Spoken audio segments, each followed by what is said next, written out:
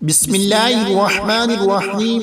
अस्सलामु अलैकुम वरहमतुल्लाहि वबरकातुहू। सवाल: सबसे ज्यादा लंबे लोग किस कौम के थे?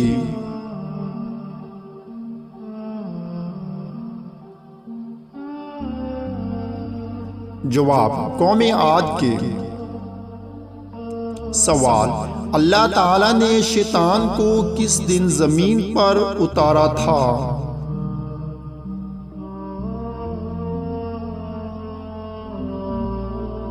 जवाब: मंगल के दिन। सवाल: हजरत आदम अलैहिस्सलाम ने दुनिया में पहला कदम कहाँ रखा था?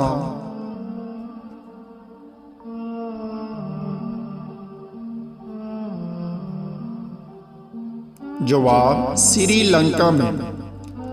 सवाल: कौन सा एक लफ्ज पढ़ने से हर गुनाह माफ हो जाता है? तो आप लोगों से रिक्वेस्ट है कि वीडियो अच्छी लगे तो लाइक करें और चैनल को सब्सक्राइब करें। तो जवाब है ला इलाहा इल्लल्लाह।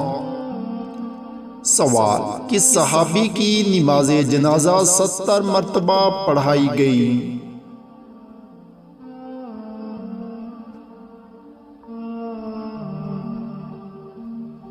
तो जवाब है हजरत हमजा बिन अब्दुल मुत्तलिब की।